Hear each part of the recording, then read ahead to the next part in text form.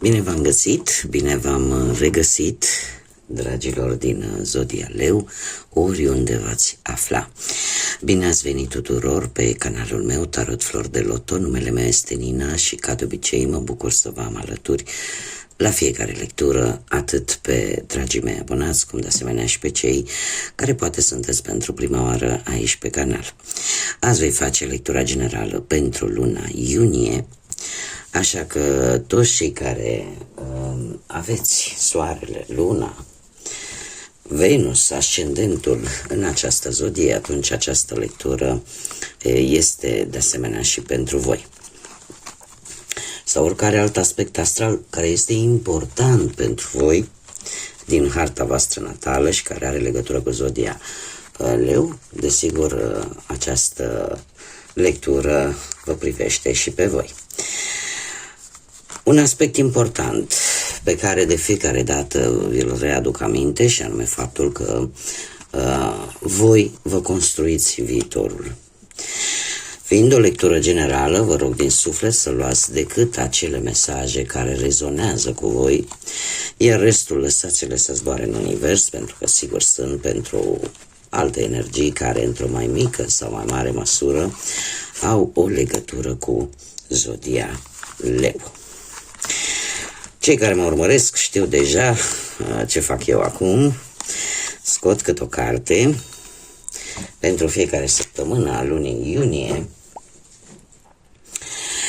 din acest minunat și interesant oracol al frunzelor de ceai, să vedem așa o imagine de ansamblu asupra întregii luni iunie. Și haideți să începem cu prima săptămână. Avem craniul care ne vorbește despre secrete ascunse care, mare atenție, vă pot răni, vă pot face rău. Aceste secrete ascunse pot fi lucruri pe care voi le țineți ascunse sau pot fi lucruri pe care voi nu le știți, dar care se pare că ies la lumină și vă pot răni într-un fel sau altul.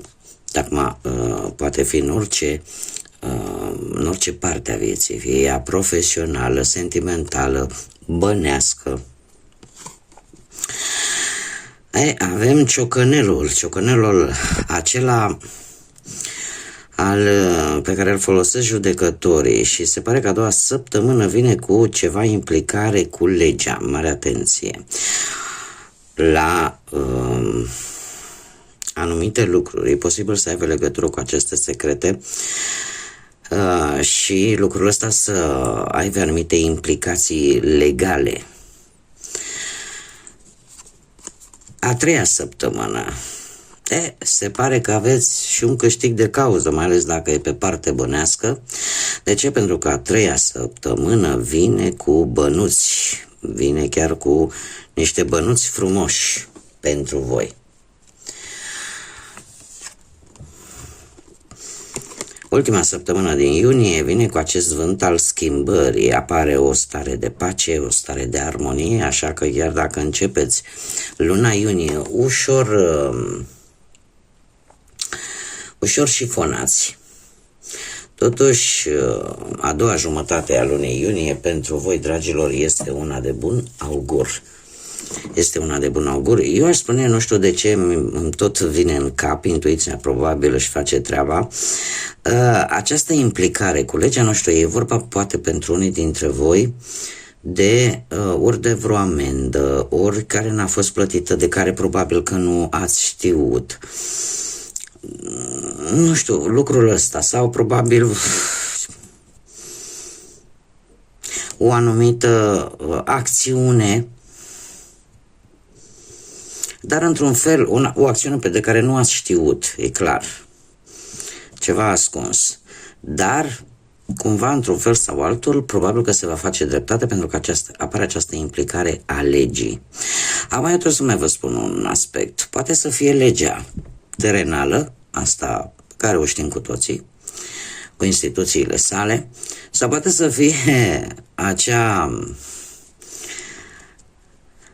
lege divină, acea dreptate divină, celestială, dar care se pare că pentru voi vine cu un câștig.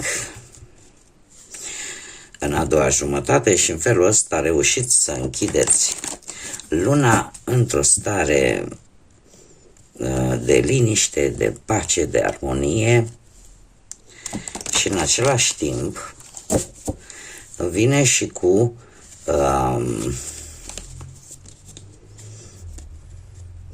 un vânt al schimbării. Lucrurile încep să se schimbe. Haideți să vedem ce ne spun runele pentru voi, dragilor.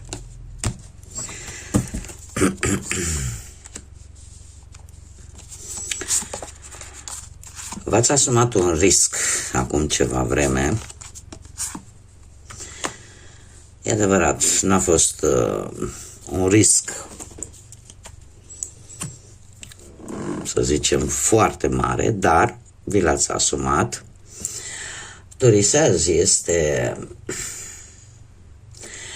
este o rună care ne vorbește tare mult de protecție. Tocmai pentru că ați vrut să vă protejați, probabil că ați gândit tare bine și nu v-ați asumat riscuri inutile, decât cele care au fost necesare vis-a-vis de o anumită situație. De asemenea, avem în prezent o stare de stagnare și o ușoară confuzie cu Laguz, cu această rună Laguz, care vine la rândul său. Este o rună care reprezintă foarte mult apa, intuiția, imaginația voastră, visele voastre, emoțiile voastre. Și se pare că vis-a-vis de un anumit scop, de o anumită idee, de un anumit plan, în momentul prezent sunteți un pic în stagnare, sunteți un pic în confuzie pentru că nu știți, dom'le, o să-mi iasă, nu o să-mi iasă. Sunteți un pic așa întorși din punctul ăsta de vedere, cel puțin emoțional. Luna lui iunie vine cu Uruz. Uruz, care ne vorbește de forță, ne vorbește de vitalitate și de rezistență și, desigur, de perseverență. Să zicem că o să dați dovadă de un pic de... Știu că sună, e un cuvânt nu prea plăcut, dar asta este, asta mi-arată cărțile. Un pic de lașitate, spune, vis-a-vis de o anumită situație. De ce? Voi atâta timp cât nu știți cu ce vă confruntați, totuși unii dintre voi nu vreți să vă implicați mai mult decât trebuie și e posibil ca asta să fie percepută ca o lașitate, dar de fapt este o slăbiciune. Este o stare de slăbiciune, o stare de ușoară delăsare, dar nu pentru că voi vreți lucrul ăsta, ci pur și simplu pentru că încă persistă această stare de confuzie, de ușoară confuzie și de stagnare. Voi nu vedeți lucrurile încă foarte clar vis-a-vis de poate un anumit plan, un anumit proiect, o anumită situație, indiferent de ce aspect al vieții vorbim. Și așa cum am mai spus, tot acest curaj, vitalitate, mare grijă, aveți grijă totuși cu sănătatea. Pentru că Uruz, cum am mai spus, este runa care ne vorbește de vitalitate, de energia voastră. Unii dintre voi poate vă simțiți oarecum un pic constrânși. E ca și cum ai zice, dom'le, parcă nu mai sunt independent, parcă nu mai sunt stăpân pe ceva. Asta îmi spun runele. Haideți să vedem ce ne spune și tarotul. Da, intrăm încet, încet, din aproape în aproape, ca să luăm fiecare aspect al vieții și să vedem unde aveți voi această stare de confuzie. Este foarte interesant pentru că toate runele mi-au ieșit inversate.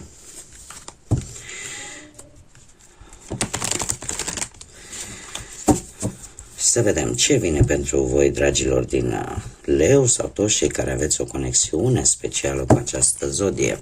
Și începem cu planul profesional. Dragilor, cu ceva timp în urmă ați fost destul de dezamăgiți, e ca și cum ai zice, am pierdut ceva pe plan profesional. Unii e posibil chiar să fi pierdut jobul, alții e posibil chiar să fi pierdut încrederea, poate, vis-a-vis de anumite, de colegi, de șefi, de asociați la locul de muncă și lucrul ăsta să vă fi dezamăgit. 5 de cupe pe partea asta muncii vine de obicei cu anumite întârzieri, cu anumite pierderi de ore sau pierderi de bani sau poate de o promisiune legată de vreun job care posibil să se fie anulat și asta să îți fi creat o stare de decepție. Da? Cumva ceva nu a ieșit cum trebuia și asta v-a adus așa un pic de pesimism. În prezent avem un 4 de cupe. 4 de cupe este, desigur, voi ați intrat într-un cerc vicios din punctul ăsta de vedere, cei care se regăsesc, desigur, cu aceste mesaje, într-un cerc vicios în care parcă nu vă mai interesează nimic, ați fost atât de decepționați cu ce s-a întâmplat într-un trecut nu foarte îndepărtat vis-a-vis de viața voastră profesională, încât în acest moment sunteți destul de apatici, destul de plictisiți, faceți lucrurile pentru că trebuie să le faceți, dar nu mai aveți acea atitudine energică pe care ați avut-o înainte. Șanse bune pentru voi pe plan profesional vor veni, dar trebuie să vă faceți totuși să ieșiți din acest cerc vicios și să vă dați seama care sunt importante și care nu. Dar ele vor veni. Și eu aș mai zice că luna lui iunie va veni în ajutorul vostru cu sprijinul unor persoane. Treiul de monede ne vorbește de concretizări de idei, de proiecte pe plan profesional și abilitățile voastre vă vor ajuta tare mult să vă îmbunătățiți viața, să vă îmbunătățiți cariera profesională. Și asta ține foarte mult de ajutorul unor persoane.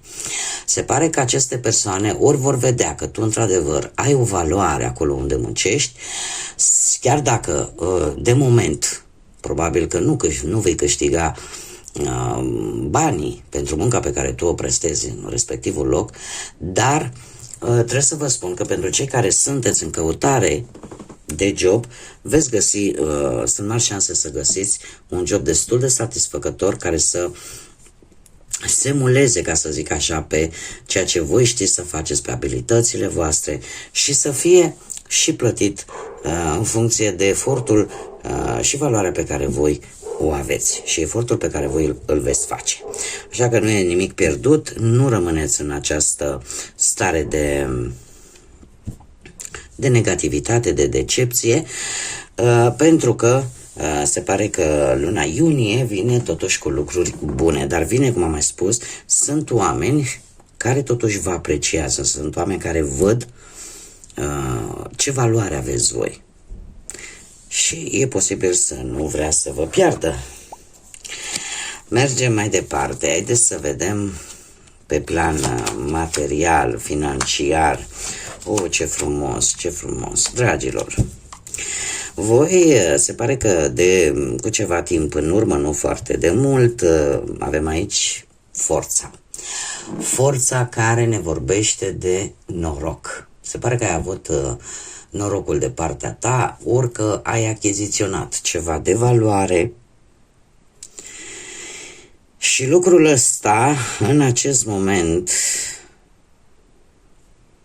a venit cu o schimbare. În prezent, dragilor, avem 3 arcane majore. Pe plan material, financiar, vor apărea schimbări majore, vor apărea lucruri importante. În prezent avem roata norocului care, din câte văd eu aici cu luna, e ca și cum ceva se întâmplă pe plan financiar, pe partea asta a bănuților. Dacă, de exemplu, nu știu, ai avut probleme o lungă perioadă de timp cu banii, cumva lucrurile se vor îmbunătăți. Chiar dacă Avem aici, nu știu, aici sunteți voi, vă reprezintă pe voi, dar aici avem zodia Pești. Nu știu dacă are sau nu influență în ceea ce privește viața voastră financiară, dar e ceva aici, oricineva din Pești vă creează o stare de confuzie vis-a-vis de o situație financiară, ori pur și simplu voi sunteți, chiar dacă cumva norocul este de partea voastră, totuși faptul că, mai ales pentru cei care ați traversat o perioadă destul de lungă de lipsuri bănești, veți fi, de-a lungul lui iunie, veți avea impulsul ăsta de a economisi, de a pune deoparte. Tocmai pentru că nu știi, ai această imagine a necunoscutului, această idee că niciodată nu se știe ce va apărea și vei avea acel instinct de a pune deoparte, de a economisi, de a nu cheltui pe lucruri, să zicem, inutile. Dar cumva există o anumită teamă, există o anumită nesiguranță care, cum am mai spus, poate să vină chiar din partea unei energii care să aibă legătură cu zodia Pești, sau pur și simplu vezi tu că situațiile pe care le traversezi în acest moment posibil să-ți aducă această stare de neliniște, de nesiguranță și să te facă să pui deoparte, pentru că mergi pe premiza decât fără mai bine cu, pentru că deja știi cum e să nu ai. Da? Și veți fi, dar aici într-adevăr apare o schimbare, mai ales pentru cei, o schimbare benefică pentru cei care au avut probleme bănești în ultima perioadă. Pentru cei care, roata norocului este arcanul major, care în general ne vorbește de două variante. După cum bine știm, nu, roata se învârtește. Cei care ați avut o perioadă plină de bănuți, plină de nu v-ați dus lipsă de bani, lucrurile se pot schimba. Chiar începând probabil din acest moment în care voi urmăriți această lectură, în prezent, deja să vedeți anumite schimbări și asta să vă facă și pe voi, totuși din acolo tot ce mai aveți, să încercați să economisiți, să încercați să puneți deoparte. Tocmai pentru că apare luna iunie, pentru voi va fi o lună destul de incertă, destul de care vă va ridica niște semne de întrebare, pentru că la orizont parcă nu se întrevede nimic bun și atunci voi vă luați măsuri de precauție. Pe plan sentimental, cei care sunteți într-o pereche, dragilor, se pare că nu prea mai sunteți într-o pereche. De ce? Aici cineva cu ceva timp în urmă a spus: nu mai vreau. Nu am primit ceea ce am dăruit, sau nu am primit îndeajuns, sau pur și simplu cineva s-a îndepărtat, că sunteți voi, că este perechea voastră, cineva s-a îndepărtat pentru poate a nu distruge totul, sau poate să se simți în siguranță, sau poate, cum am mai spus, a dat prea mult și nu a primit nimic sau prea puțin. Dar e vorba de un abandon. Un abandon al relației și al sentimentului că ceva acolo nu mai funcționează. Cineva a luat o decizie de a finaliza o relație. În prezent, că sunteți voi, că este perechea voastră, indiferent cum voi o adaptați în funcție de situația voastră, dar în prezent are loc o transformare puternică, are loc o transformare de zile mari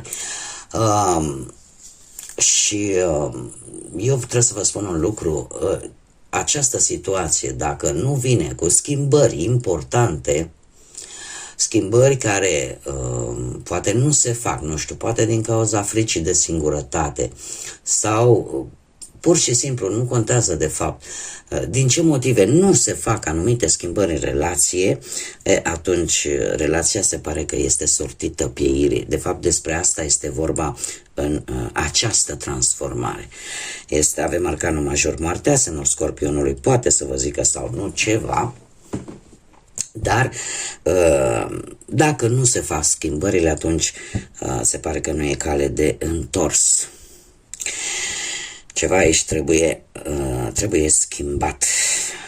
Trebuie schimbat poate modul în care vedeți relația sau modul în care o gândiți sau pur și simplu, nu știu, anumite schimbări trebuie făcute, iar dacă nu se vor face, atunci șansele ca relația să devină, să intre pe un făgaș normal este destul de mică. Luna iunie pentru voi, dragilor, pe plan sentimental, vine cu magicianul. Și magicianul îmi spune că voi sunteți, ori persoana voastră, să e dispusă să treacă peste aceste situații negative, dar trebuie să vă zic un lucru, puterea stă la voi. Deci, indiferent dacă perechea voastră e dispusă, știi, uite, trec peste tot ce a fost negativ în relația noastră, totuși decizia și ultimul cuvânt îl veți avea voi. De voi depinde dacă această relație va merge înainte sau nu.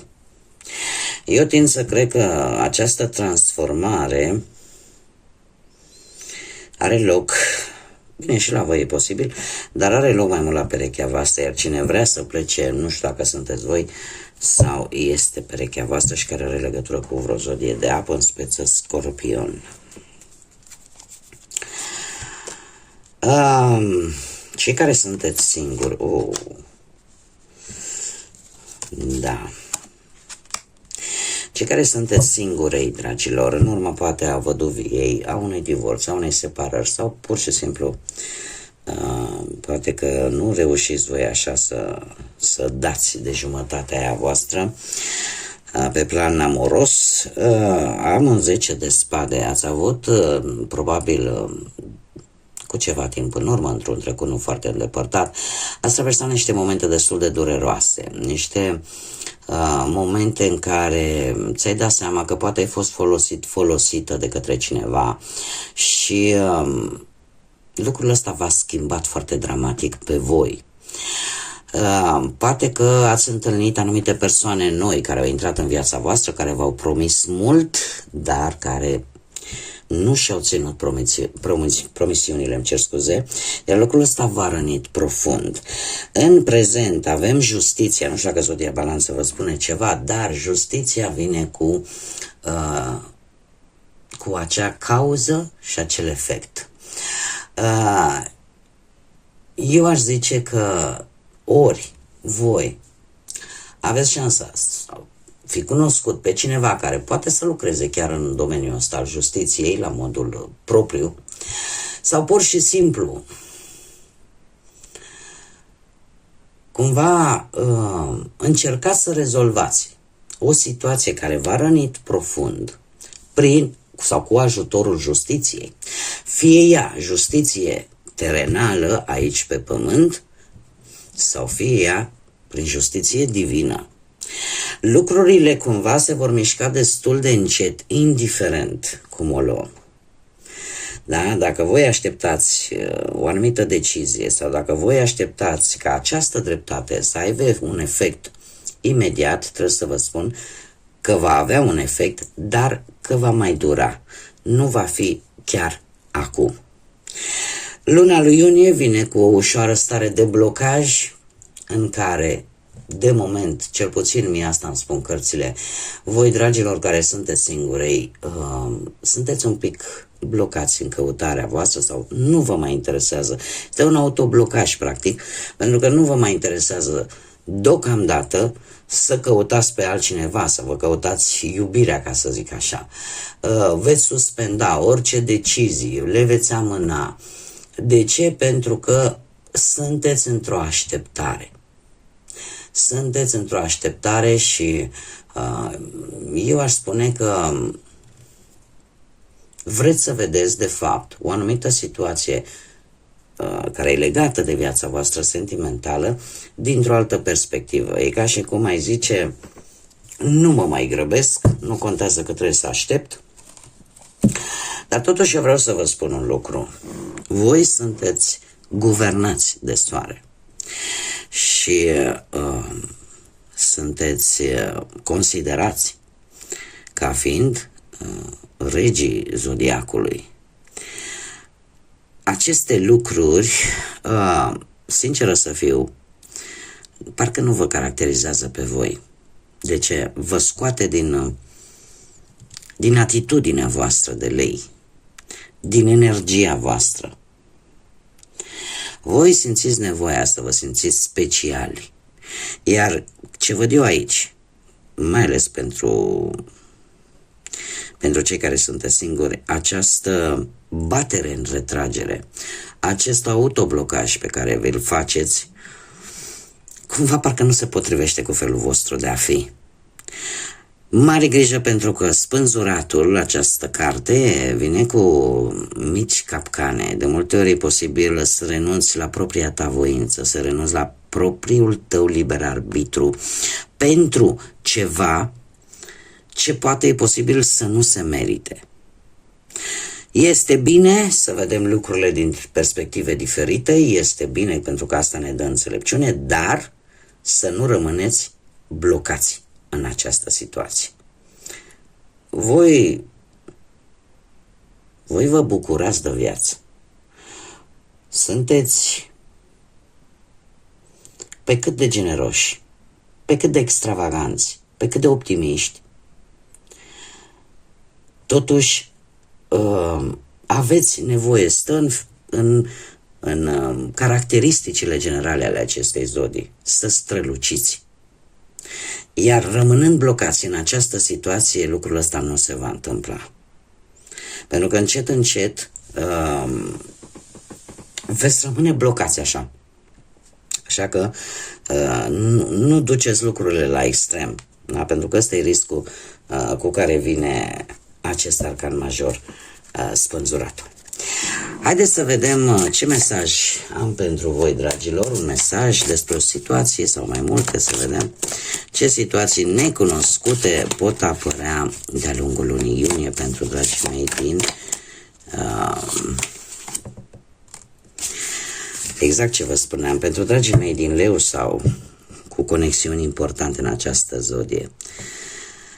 Și avem acest mesaj care spune așa: aducătorul de lumină. Precum un aducător de lumină, tu luminezi propria ta cărare, dar în același timp și cărările altora. Și este într-adevăr o situație necunoscută, pentru că nu ai această capacitate de a lidera, de a conduce, tocmai pentru simplu fapt că voi ieșiți în lumina rampei, ieșiți în evidență, poate prin felul în care vă comportați, poate prin felul în care vă faceți treaba, poate prin voi ieșiți în evidență cu ceva și sunteți așa ca, se întâmplă câteodată, nu, să fiți ca un far pentru ceilalți. Și situația necunoscută care poate apărea de-a lungul lunii iunie pentru voi este tocmai aceasta. Nu rămâneți blocați. Nu rămâneți blocați și reveniți pe acea linie de plutire. Nu deveniți din acel leu impetuos și puternic într-o pisicuță neajutorată. Pentru că voi puteți. Haideți să vedem și înțelepciunea naturii ce mesaj are pentru voi, dragii mei, din Leu. Un mesaj, te rog.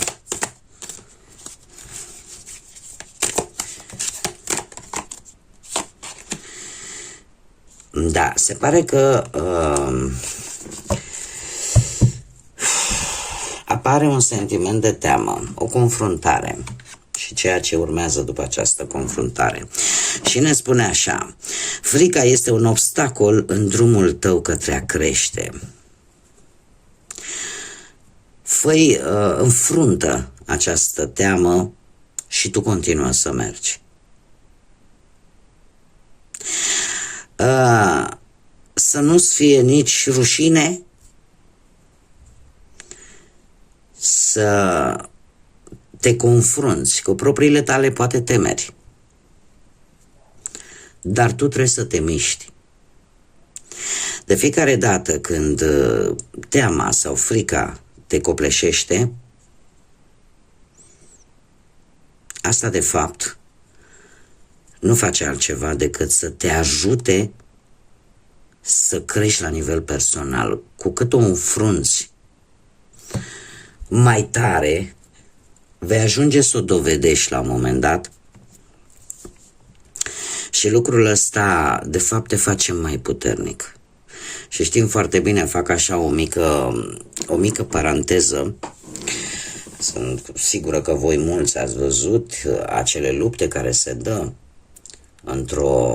într-un grup de lei, da, pentru a lidera respectivul grup. Știți că de multe ori atunci când ne este teamă de ceva, de cineva, de o situație, de multe ori apare acel instinct de supraviețuire care te face să acționezi într-o manieră pe care într-o situație calmă nu ai face-o. Cam despre asta ne vorbește acest mesaj. Ca luna iunie pentru voi, dragilor, vine de fapt, chiar dacă vine cu anumite temeri, cu anumite griji, cu anumite frici, pe orice aspect al vieții, de fapt pe voi trebuie să vă facă mai puternici și să luați deciziile în consecință. Dar nu înfruntați-vă aceste frici. Nu fugiți de ele. Fiți acei lideri care sunteți meniți să fiți. Am simțit acest lucru înainte să scot aceste cărți. Tocmai de aceea v-am spus, dintr-o singură carte, aceasta, cu spânzuratul. Și eu cred că e valabil la modul general pentru toți cei care, chiar dacă nu v-ați regăsit în această lectură pentru persoanele singure, cumva e o generalizare aici. Și am văzut foarte bine încă din primele cărți, pentru că apare un vânt al schimbării care îți va aduce pace, care îți va aduce armonie, dar trebuie să treci peste anumite temeri pe care poate unii dintre voi le țineți în interiorul vostru, nu le scoateți la suprafață, pentru că nu e orgoliul care vă ține, dar toate aceste temeri trebuie să le înfruntați la un moment dat și în felul ăsta să vă eliberați și să vedeți că sunteți mult mai puternici decât erați înainte. Iar asta vă ajută să creșteți, mai ales la nivel personal. Bun, dragii mei, cam atât am avut pentru voi, pentru luna iunie. Eu vă mulțumesc din suflet pentru prezență, pentru tot ceea ce faceți vis-a-vis de aceste lecturi, de munca pe care eu o fac aici pe canal și ajutorul pe care îl primesc de la voi prin intermediul like-urilor, al distribuirilor, al comentariilor, prin faptul că vă abonați. Sunteți minunați. Până data viitoare, când ne vom reîntâlni la o nouă lectură, eu vă doresc tot binele din lume, să aveți tot ceea ce vă doriți. Fiți drepți, stați drepți și nu vă lăsați învinși de teamă și de orice lucru care v-ar putea face să gândiți că nu puteți, pentru că puteți. Zise toate acestea, încă o dată, numai bine vă doresc și, desigur, să fiți iubiți, dragilor.